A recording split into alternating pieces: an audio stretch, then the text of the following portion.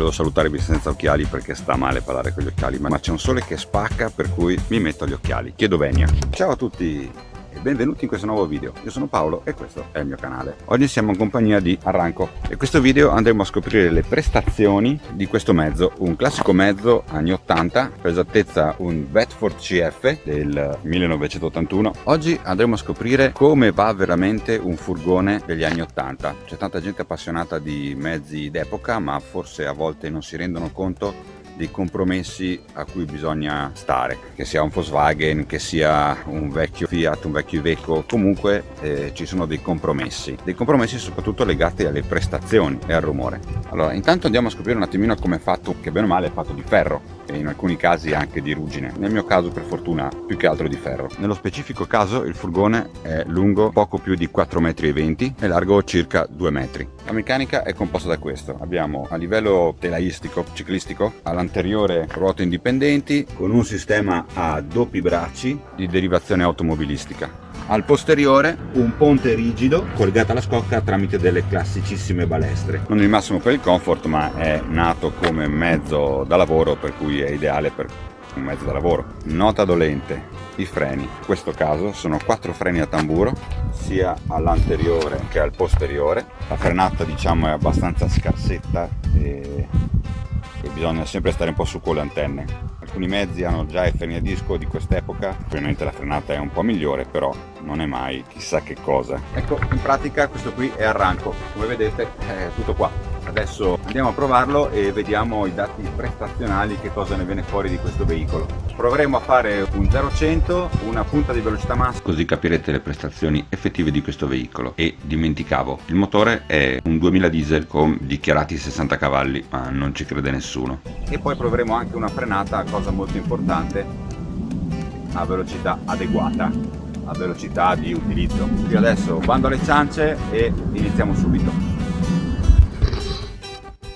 Un'altra nota: quando i veicoli sono particolarmente vecchi è probabile, come su questo, che sia un motore diesel a precamera. Cosa vuol dire? Vuol dire che c'è una precamera dove viene riscaldato in modo artificiale il gasolio in modo da poter permettere l'accensione. Il riscaldamento viene effettuato tramite, chiamate comunemente candelette, per cui la procedura è: si accende il quadro, si schiaccia questa leva e si aspetta che si accenda questa spia qua. Una volta che si è accesa questa spia, vuol dire che le candelette sono abbastanza calde da poter accendere il gasolio e avviene l'avviamento. Poi la si può mollare anche subito.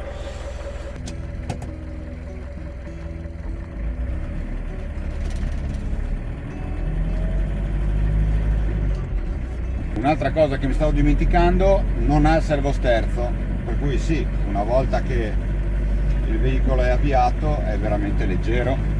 Solamente al momento della manovra magari potrebbe essere un po' antipatico, ma ci si fa l'abitudine e ci si tiene in forma. Si riesce a viaggiare in quarta già a 30 all'ora, tanto per farvi un'idea di quanto corte sono queste marce. Ma il vantaggio è che in salita si ha comunque un rapporto sempre abbastanza agile e in discesa si ha sempre molto freno motore. Ricordarsi sempre che i freni sono a tamburo. Comunque in mezzo al traffico si riesce a stare abbastanza tranquillamente senza spremerlo troppo. Adesso proveremo questo 0-100 km/h.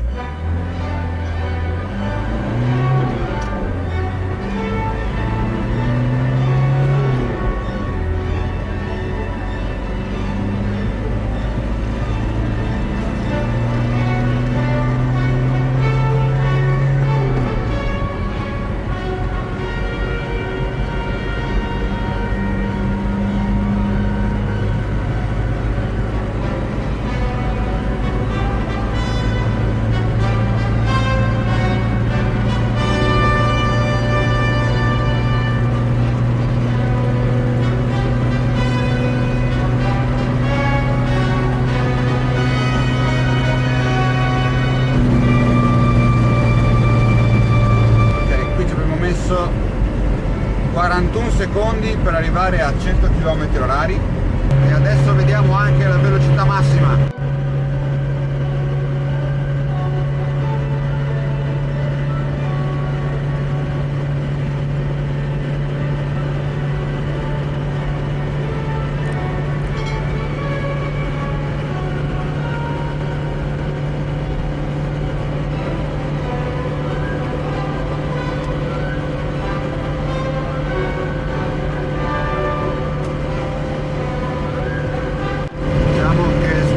ballando tra i 116 e i 117. Diciamo che le 4 marce non aiutano a trovare proprio una velocità stellare.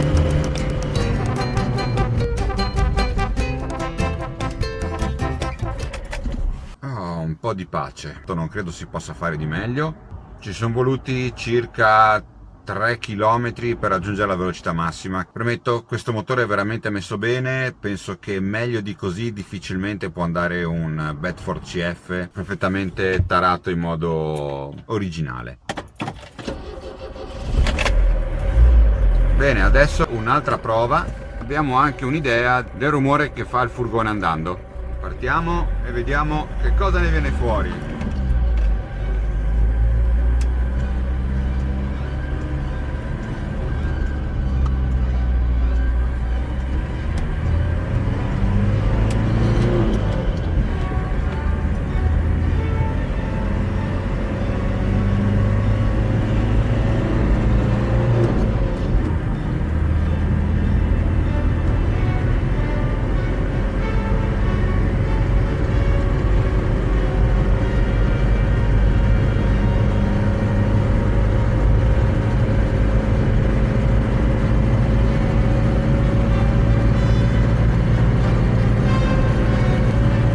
Allora siamo sugli 83 decibel.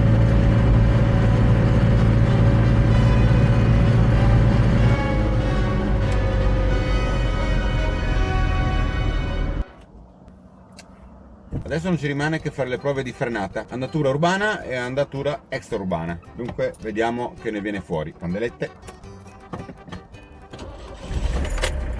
Strada libera, non c'è nessuno. Adesso prendiamo i 50 km all'ora, prendiamo un punto di riferimento e freniamo e poi andiamo a misurare col contapassi e vediamo approssimativamente che distanza è. Non vado certo a misurare al metro, tanto non è sicuramente un record. Ok, siamo a 50 all'ora, in quarta, e qua alla fine del guardrail il freno.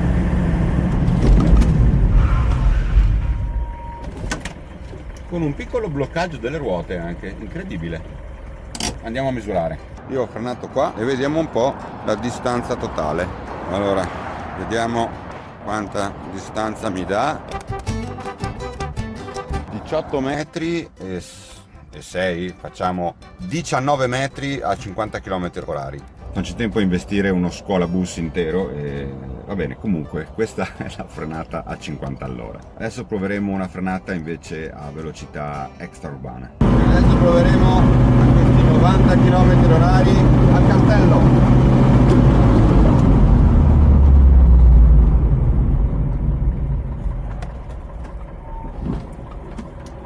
Che schifo.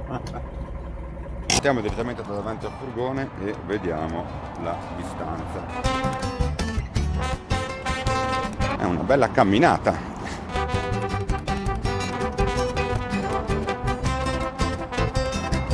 Stop. Riproviamo per conferma, così abbiamo un riscontro. Per quanto può essere precisa questa cosa, comunque abbiamo un'idea di riferimento. Tanto penso che un metro più, un metro meno non fa nessuna differenza, è comunque troppo. Ok, la distanza è 62,1 metri, dunque facciamo uno scarto più o meno buono. Allora, conclusioni dati alla mano. Abbiamo visto che Arranco riesce anche ad arrivare a 100 all'ora, ma ben in 41 secondi, con una velocità massima prossimissima ai 117 km/h. I decibel abbiamo visto che possono essere intorno agli 83-84 decibel se per 90 all'ora, e per 90 0 ha bisogno di più di 60 metri per fermarsi, diciamo 60 metri abbondanti. Il metodo di misurazione è stato abbastanza scarso, per cui teniamo solamente la frenata a 90 km/h, comunque è tantissimo. Quella a 50 è rilevante, diciamo che a 50 uno scuolabus lo fai fuori, per cui non va bene comunque. Per avere un'idea di misurazione, diciamo che un Porsche ultima generazione si avvicina tantissimo tra i 30 e i 35 metri a 100 km/h, per cui sicuramente freni a disco anteriori un 5-10 metri potrebbero anche accorciare la distanza, chi lo sa, potrebbe essere una modifica che farò. E intanto abbiamo visto questi dati qua. Dunque, se questo video vi è sembrato abbastanza interessante, mi raccomando, non dimenticate di mettere un bel like, condividete questo video a gente che vuole magari comprarsi un mezzo d'epoca, così sa a che cosa va incontro, e soprattutto se volete esagerare iscrivetevi anche al canale. Bene, da me arranco i suoi perni a tamburo. Per oggi è tutto e ci vediamo al prossimo video. Ciao!